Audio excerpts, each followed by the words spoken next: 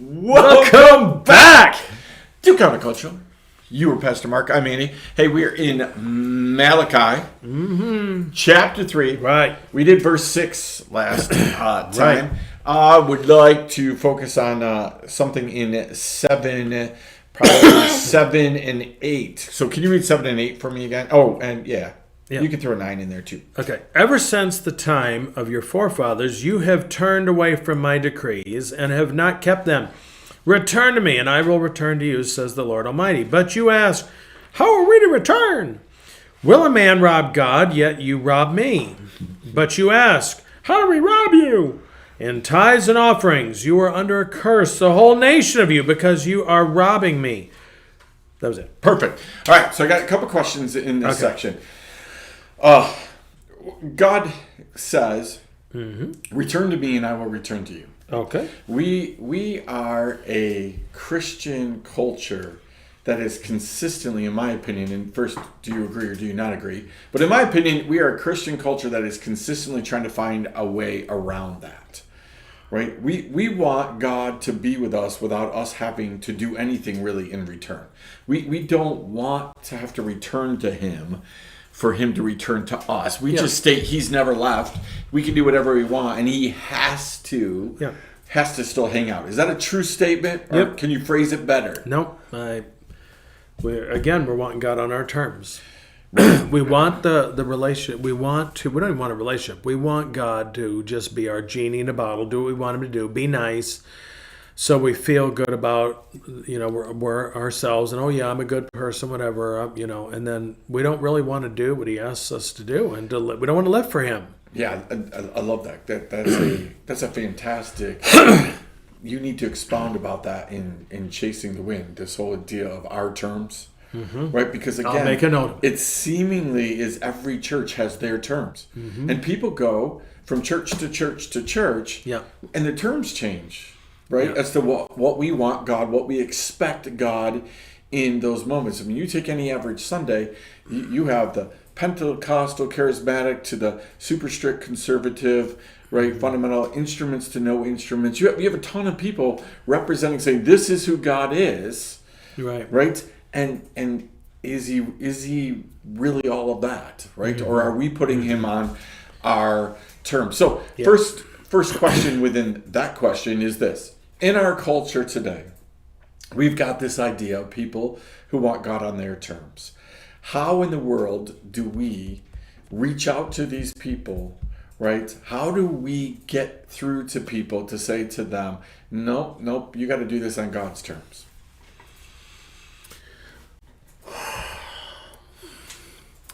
Well, I think a lot of what we got to do is we've got to listen to see where people are and to find that connecting point. Sometimes we have the answer, but the answer is not always to the right question. If we will listen to what people are saying, what is going on, and they may not want the answer, number one. So it's like, well, if you're content with where you are, people say, you're going to try and convert me. Well, not if you don't want to be. I'm not going to waste my time with you. I mean, I'll just say so. Yeah. If you want to be converted, I'll help you with that. But if you're not interested, well, fine, whatever. And that sounds really harsh, but it's like, why? I'm not going to cast my pearls before swine. Yeah. Yep. And I think it's important that we find people who are truly hungry. Here's how I pray for people, Andrew. Holy hunger, divine discontent, and blessed friction. Holy friction. Yeah. Lord, and this sounds really terrible, make them hungry enough that they want you. Yep. And I think we're seeing this with people. I read a book several years ago now, but the guy was a mega church pastor, gone to this mega church pastor conference. He had shame because he was like the seventh, he was number 7 down the line. Felt bad because he wasn't higher up there. But God started dealing with him about it. And is it about that? Yeah. Is it about that? Well, then when he started changing things, he had people, he lost it was a third of his congregation. Well, we're not happy with how you're doing things. They were there for the show. People got to be hungry for God and not for the next thing. They're not about God, but they really want God. And if we really want God, but we see that in so much of what goes on today. We want everything on our terms. Yeah. And we forget that there's another side of that coin. Well, so you and I are in a friendship. Well, you're like, well, Mark, here's the terms of our friendship. Yeah. Well, that's not a contract. That would not be a binding contract in this court of law, because it's saying everything's your one side. It's like, well, what am I getting? What is my side of the coin? It's sausage, right, gravy, biscuits, right, exactly. And I have not done it. I'm just you just get the pleasure of me appreciating. Wow. Yeah, there you go. So, but and it's not like that sounds like a contractual situation. That's not what I'm talking about. I'm talking about a covenant that says, here's what this is going to look like. Yeah.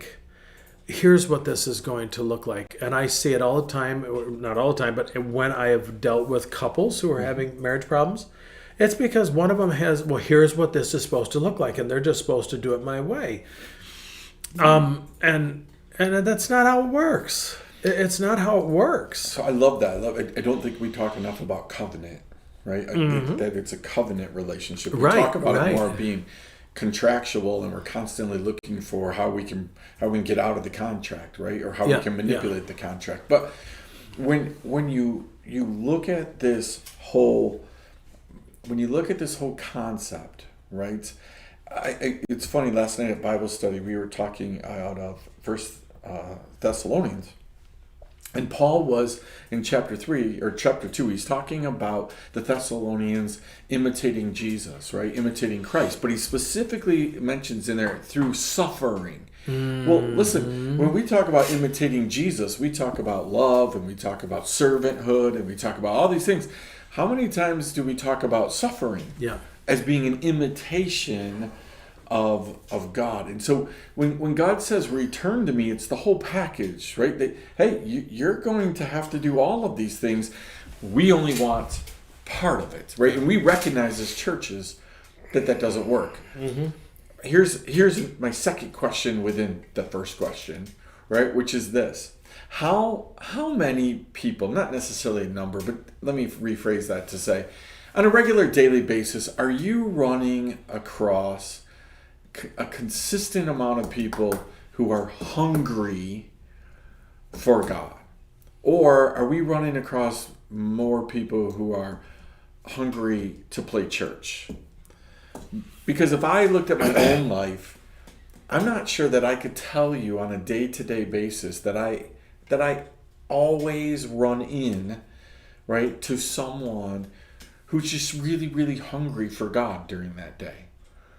Maybe for church things, maybe for a better life, those kind of things. But I don't necessarily every day have somebody that I could say to you, man, I just spent time with somebody who's really, really hungry for God. Now, I'm blessed. I have, a circle where that is true. Some I can say those people. But on an outside of that circle, which is very limited in nature, I'm not sure I could say that. Yeah, if I find, on a daily basis, it's kind of funny that most days in ministry are pretty boring. Yeah. It sounds funny. It sounds terrible to say that, but I mean, that's why we got the reputation of not working. Yeah. But I mean, there's, I was telling someone the other day that someone said to me one time, well, prayer meeting is just boring.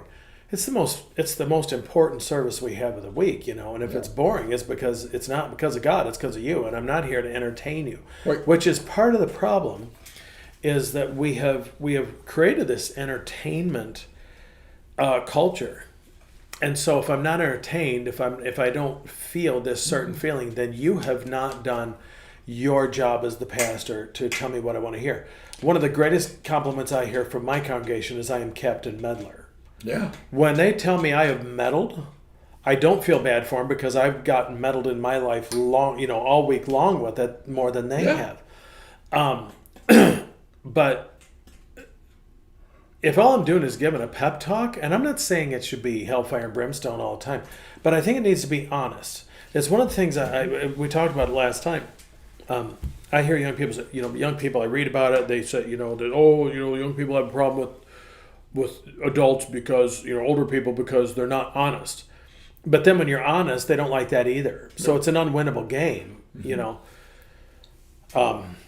But when you show them when you speak the truth in love to them and really let them know, it's not about condemning you. It is you want to know the truth. Here's the truth. Mm-hmm. And I'm not responsible for whether you like it or not. Yeah. I'm responsible to you to tell you. I'm not responsible for how you respond to it. Or what you even do with it. Or what you do with it. Yeah, that's on you. That's not on me. You asked, I answered. So let me push the next question off to the next counterculture, but let me ask you this question. Do you think, because you just brought it up, do you think that the majority of pastors on a regular basis are totally honest with their congregations about the total cost and picture for being a Christ follower? Well, I mean, here's the funny thing is I don't hear a lot of other pastors because I'm preaching on Sundays. I think there's probably quite a few out there that are that way. Mm-hmm. I'm guessing. Yep. I had a missionary from my tradition tell me one time early in my ministry, he said, if you preach holiness, mm-hmm. your church will not grow. It will decline. Yep. Because people will say, this teaching is too hard for me. Yeah. Bonhoeffer said it, the cost of discipleship. Mm-hmm. It is a dying to ourselves. Yep. Yep. But that is not popular preaching. I just want, what must I do? Many of us are rich young rulers, and to one degree or another, and on any given day. Yep. God, what's the bare minimum I can do here and still make it? Yep. Yep. And then when I find out what I do need to know. Yeah. It's like, I don't like that. Yeah, we'll go away sad. It was like, I heard the story of a gangster who had gotten saved, and, the pastor told me, you got to quit whacking people and stuff. He goes, well, no one told me I had to do that. Then he didn't want it anymore. No Captain Medler. Yeah, no Captain Medler. Don't tell me that. I just tell me the good stuff. Tell him, well, this is what you asked and I answered. So if you don't like it, it's like when people say, well, I'm just not going there anymore because I'm not getting fed. No, you don't like what's being served. So so Jesus said he didn't come to condemn the world, mm-hmm. right? So there's a difference between condemnation and meddling, isn't there? Even if they feel the same at some point. Well, there's a difference between condemnation and conviction. Yep. Yep. No, Jesus didn't come to say, you're a filthy, rotten, no good, dirtbag sinner. I don't want anything to do with you. Nothing you can do.